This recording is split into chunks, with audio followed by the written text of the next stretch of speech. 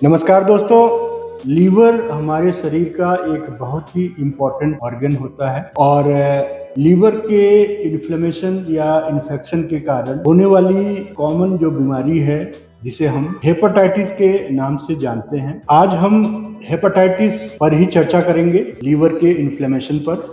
दोस्तों, शब्द हेपेटाइटिस दो शब्दों से जुड़कर बना हुआ है, हेपैट प्लस आइटिस। हेपैट का मीनिंग होता है लीवर और आइटिस शब्द जो है ये इन्फ्लेमेशन को इंडिकेट करता है, यानी इन्फेक्शन को इंडिकेट। तो दोनों शब्दों को मिला दिया जाए तो ये लीवर के इन्फ्लेमेशन को ही हम हेपेटाइटिस के नाम से जानते हैं। आइए दोस्तों, हम जाने कि हेपेटाइटिस कितने प्रकार की होती है। जनरली हेपेटाइटिस 4 प्रकार की होती है: alcoholic hepatitis, toxic hepatitis, auto immune hepatitis और वायरल हेपेटाइटिस। अल्कोहलिक हेपेटाइटिस जैसे कि इस शब्द से ही क्लियर है, ऐसे मरीज जो अल्कोहल का इंटेक बहुत ही ज्यादा मात्रा में करते हैं, ऐसे लोगों को अल्कोहलिक हेपेटाइटिस होने का चांस होता है। लीवर में सूजन आ जाती है, लीवर का इन्फ्लेमेशन हो जाता है और इसे हम अल्कोहलिक हेपेटाइटिस के नाम से जानते हैं। दूसरी जो हेपेटाइटिस है, टॉक्सिक हेपेटाइटिस। टॉक्सिक हेपेटाइटिस बहुत सारी हेवी डोज की दवाइयां, जनरली जिनमें से एंटीबायोटिक्स, स्टेरॉइड्स, ऐसी दवाइयों का सेवन जो मरीज लंबे समय तक करते हैं, या एंटी ट्यूबरकुलर ड्रग्स जो लंबे समय तक लोग इनका सेवन करते हैं, उन्हें टॉक्सिक हेपेटाइटिस होने के चांसेस हो रहे हैं। इसके बाद दोस्तों बात करेंगे auto immune hepatitis. Auto immune जैसे कि शब्द से क्लियर है, ये बॉडी की सेल्स जो डिफेंस सेल्स होती हैं वो लीवर के हेपेटोसाइट्स को बाय मिस्टेक अटैक करती हैं एंटीजन समझकर, और लीवर के सेल्स को डैमेज करती हैं, जिसके कारण की ऑटो इम्यून हेपेटाइटिस बनने का चांस बढ़ता है। चौथी जो हेपेटाइटिस है दोस्तों, वो बहुत ही कॉमन हेपेटाइटिस है जो ज्यादातर देखने को मिलती है हमें, वो है वायरल हेपेटाइटिस। वायरल हेपेटाइटिस की चर्चा करने से पहले मैं आपको बता दूं कि वायरल हेपेटाइटिस मोस्टली 5 प्रकार की होती हैं और पांचों का विवरण यहाँ पर एक साथ करना एक बहुत ही लंबी वीडियो बनेगी, इसलिए हम उन 5 वायरल हेपेटाइटिस को अलग अलग वीडियोस में बनाएंगे और जो हमारी अगली सीरीज में आपको देखने को मिलेंगी। आइए फिर बात करते हैं वायरल हेपेटाइटिस कितनी प्रकार की होती है। Viral hepatitis, hepatitis A, hepatitis B, hepatitis सी,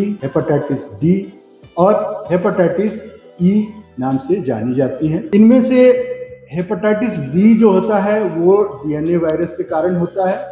बाकी hepatitis A, hepatitis C, hepatitis D और हेपेटाइटिस ई, ये सारे आरएनए वायरस के होते हैं। हेपेटाइटिस ए और हेपेटाइटिस ई, इनमें जनरली गैस्ट्रोइंटेस्टाइनल सिम्टम्स देखने को मिलते हैं और हेपेटाइटिस ई अगर प्रेग्नेंट लेडीज में हो जाए तो ये बहुत ही फैटल साबित होता है, और क्योंकि हेपेटाइटिस ई का कोई वैक्सीनेशन भी नहीं होता है और इसे हम फल्मिनेंट हेपेटाइटिस के नाम से जानते हैं। हेपेटाइटिस ए और ई जनरली ओरोफिकल रूट से ट्रांसफर होता है, ट्रांसमिट होता है, और हेपेटाइटिस ए और ई दोनों ही एक्यूट स्टेजेस पाए जाते हैं, इनके क्रॉनिक स्टेज इनका नहीं पाए। आइए दोस्तों, हम बात करेंगे फिर हेपेटाइटिस बी और हेपेटाइटिस सी का। हेपेटाइटिस बी और hepatitis C generally body fluids, blood, IV drugs use करने वाले जो लोग नीडल्स का यूज करते हैं उनसे, और अनप्रोटेक्टेड सेक्स के कारण ट्रांसमिट होता है, यानी कि फैलता है। और हेपेटाइटिस बी डीएनए वायरस होता है, हेपेटाइटिस सी जो होता है ये आरएनए वायरस होता है। वायरल हेपेटाइटिस या बाकी जो भी हेपेटाइटिस होती है, इनकी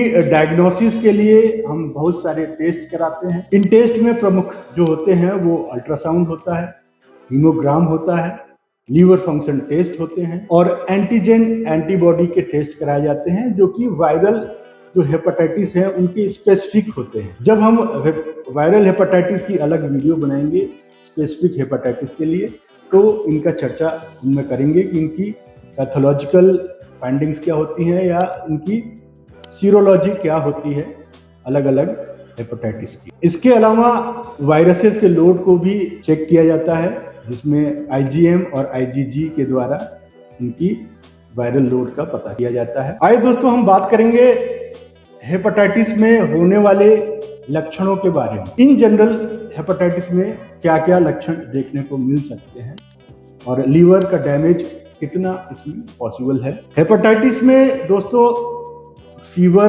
ठंड लेकर और बिना ठंड के, विद चिल और विदाउट चिल भी आ सकता है। जॉन्डिस डेवलप हो सकती है। एब्डोमिनल पेन यानी कि पेट के पूरे हिस्से में, मोस्टली राइट हाइपोकॉन्ड्रियाक रीजन में दर्द हो सकता है मरीज को।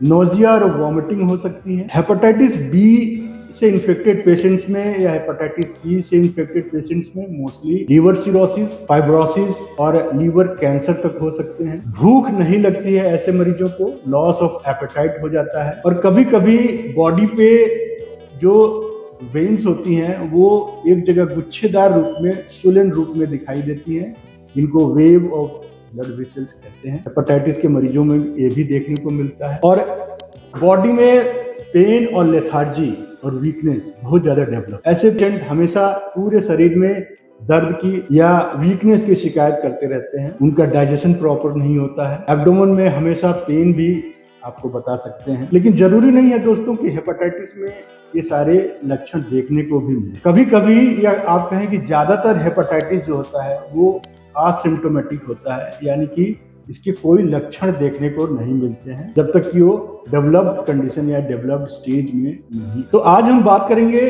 होम्योपैथी में हेपेटाइटिस के क्या स्कोप है। होम्योपैथी में दोस्तों मैं आपको बता दूं, चाहे एक्यूट हेपेटाइटिस हो या क्रॉनिक हेपेटाइटिस हो, दोनों के लिए बहुत सारी दवाइयां उपलब्ध हैं और पेशेंट के सिम्टम्स के हिसाब से इन दवाइयों को प्रिस्क्राइब किया जाता है।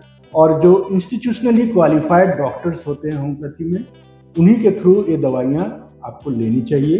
कभी भी कहीं वीडियो देख के या किसी के कहने के वजह से कोई दवाई का सेवन नहीं करना चाहिए, ये मैं आपको हिदायत देना चाहूँगा। होम्योपैथी में मोस्टली जो एक्यूट और क्रॉनिक केसेस में दवाइयाँ इस्तेमाल की जाती हैं, उनमें से बेलाडोना, चेलेडोनियम, कार्डियोस्मार, chionanthus, berberis vulgaris, natrum sulph, lycopodium, arsenic album, mag mur, ptelea, merc sol, ये दवाइयाँ बहुत ही प्रमुख रूप से इस्तेमाल की जाती हैं। इन दवाइयों को जनरली 3x पावर से लेके 200, 1m, 10m, cm या lm पोटेंशियम तक डॉक्टर्स प्रिस्क्राइब करते हैं और इनका बहुत ही बेहतर रिजल्ट देखने को मिलता है। इवन हेपेटाइटिस बी और सी में भी होम्योपैथी बहुत ही कारगर साबित होती है, जिनको अगर आप गूगल करेंगे तो देखेंगे कि ये इनक्योरेबल होती हैं या पूरी तरह से इनका मरीज ठीक नहीं होता। ऐसे केसेस में भी होम्योपैथी का बहुत ही बड़ा स्कोप है होम्योपैथी में हेपेटाइटिस के ट्रीटमेंट के लिए।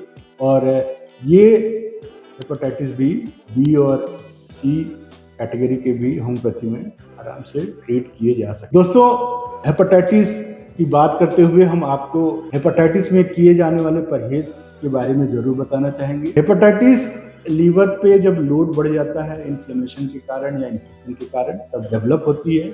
इसलिए हेपेटाइटिस में अगर आप स्ट्रिक्ट डाइट का पालन करें और बिल्कुल सिंपल होममेड फूड का यूज करें और excessive intake of water, coconut water या इलेक्ट्रॉल पाउडर का इस्तेमाल करें, तो हेपेटाइटिस के क्योर करने में बहुत ही सुविधा होती है और दवाइयाँ भी तब बहुत अच्छे से काम करती हैं। आशा करता हूँ दोस्तों हेपेटाइटिस जनरल का ये टॉपिक आपको पसंद आया हो और आगे आने वाले वीडियोस में हम वायरल हेपेटाइटिस को specifically hepatitis A, B, C, D, E को अलग अलग वीडियो में बना के आपके सामने लेकर आएंगे। और तब तक के लिए आप हमारे चैनल को देखते रहें, इसे लाइक करते रहें और अपने जानने वालों में, अपने लव्ड वंस में इसको शेयर करते रहें।